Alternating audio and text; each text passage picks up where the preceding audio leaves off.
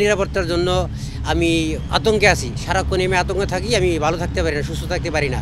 সিটিটিসির আয়না করেছিলাম, বারবার রিমান্ড খাটছি এবং মাসের পর মাস জেল খাটছি। নাজিমউদ্দিন ভূঁইয়া, যিনি গত বছর আগস্টের আগ পর্যন্ত পুলিশের খাতায় একজন বিএনপি জামায়াতের কর্মী বানিয়ে দেয়া হয়েছে একাধিক মামলা, জেলও খেটেছেন তিনি। বিপত্তি বাধে দেশের পট পরিবর্তনের পর পাল্টে যায় নাজিমউদ্দিনের পরিচয়ও।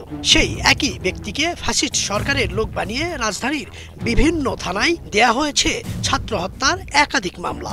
কারণ জানতে চাইলে পুলিশের ভয়ে ক্যামেরায় কথা বলতে রাজি হননি তিনি। পরে একটি ভিডিও বার্তা পাঠান আমাদের। আমি 2021 সাল থেকে বিএনপি এবং জামায়াত ইসলামের কেন্দ্রীয় নেতাদের সঙ্গে অসংখ্য মামলায় অসংখ্যবার জেল খাটছি।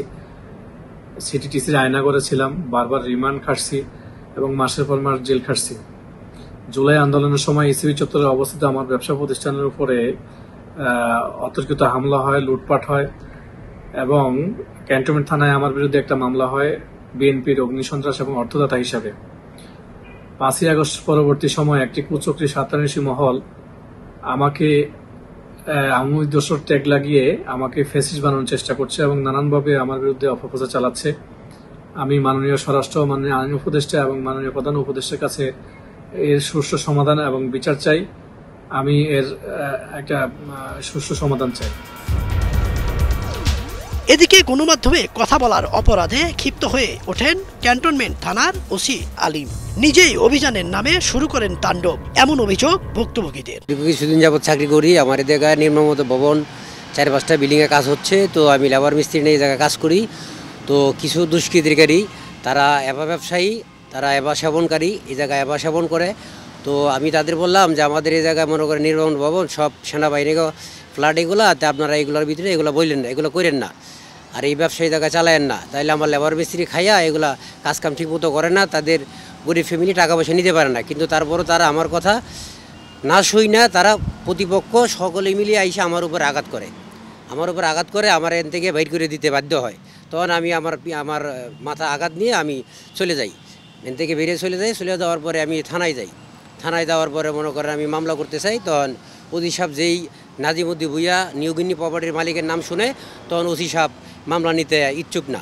এই ওসি সাহেবে আমার বিরুদ্ধে মনে করেন অনেকবারই মনে করেন আমার লেবার মিস্ত্রির বিরুদ্ধে হুমকি দিয়ে গেছে, কোনো কাজ কাম করলে এই জায়গায় এসে ধরে নিয়ে যাবে। এর আগে 13 মে বিকাল 4:50 সিসিটিভি ফুটেজে দেখা যায় পুলিশের উপস্থিতিতেই একদল যুবক হানা দেয় একটি নির্মাণাধীন ভবনে। হামলার শিকার আহত একজনকে উদ্ধার করে নেওয়া হয় হাসপাতালে। পুরো ঘটনাটি নিশ্চুপ দর্শকের মতো উপভোগ করেন ক্যান্টনমেন্ট থানার পুলিশ সদস্যরা। দক্ষিণ মানিকদির নির্মাণাধীন অর্কিড টাওয়ারে চাঁদা দাবি করে না পেয়ে এ ঘটনা ঘটায় হামলাকারীরা বলে জানান ভুক্তভোগীরা। ওই রাশেদ নামের একটা পোলা, উমরগঞ্জে আমি কাজ ধরাতে গিয়ে সে আমার কাছে চাঁদা দেওয়ার না কারণে আইসা আমাদেরকে এরকম কয়েকদিন পরে হামলা দেয়। ওই যে 13 তারিখ আমাদেরকে বড় হামলা দিয়েছে আর কি, ওরা আমাদেরকে মাইরা ধইরা নামাইছে।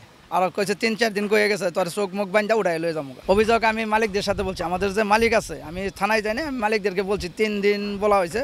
শ্রমিকদের অভিযোগ মারধরের পর ভবনটির বেশ কিছু স্থাপনা ভাঙচুর করে হামলাকারীরা। ঘটনাস্থলে পুলিশের সামনেই ভবন মালিকের ছোট ভাইকে মাথায় আঘাত করার অভিযোগ ওঠে। উপরে আমাদের নেট দিছে, হ্যাঁ নেট দিব না, তারপরে একটা কাঠ পড়ছে টিনের চালে উপরে, ওইমন কিন্তু করতে হয় না, একটা চালে উপরে টিনের উপরে পড়ছে, এইটা পড়ছে দেখে হারা সব উড়ে আইছে, হারিয়া দূর হেঁটে গিয়ে হারিয়া আমাদেরকে 3 তলা উপরে গিয়ে মারধর আরম্ভ করছে। ভুক্তভোগী শাহজাদার অভিযোগ, ক্যান্টনমেন্ট থানায় অভিযোগ করতে গেলে ভারপ্রাপ্ত কর্মকর্তা আব্দুল আলিম অভিযোগ না নিয়ে রাতভর নির্যাতন সহ নানাভাবে তাকে হয়রানি করেন। আমার যে কলিগ উনি আবার গেছে মামলা করতে এই ক্যান্টনমেন্ট থানায়, পরে আমি আবার ওনার সারানের জন্য আমি গেছি, কারণ ওই মামলা করতে গেছে, ওনার তো আর দড়ির হার নেই, ওনার ধরে রাখছে ওসি সাহেব। পরে আমি আবার ওনার সারাই আনতে গেছি, পরে আমারও আটকা রাখছে রাত বেরিয়ে। ক্যান্টনমেন্ট থানায় আমি মামলা করতে যাই, যার পরে ওখানে ভিকটিম রাসের সহ কয়েকজন ওখানে ছিল, তারা আমার থানার সামনে থেকে কলার চেপে মারধর করতে করতে ভিতরে নিয়ে যায়, থানার ভিতরে নিয়ে যায়, ভিতরে ওখানে মারধর করে। তারপরে ওসি সাহেব আসেন, ওসির সামনে আমার সঙ্গে খারাপ ব্যবহার করে, মারে। পরে ওসি সাহেব আমাকে লকআপে পড়ে দেয়। এসব অভিযোগের বিষয়ে জানতে চাওয়া হয় ক্যান্টনমেন্ট থানার ভারপ্রাপ্ত কর্মকর্তা আব্দুল আলিমের কাছে।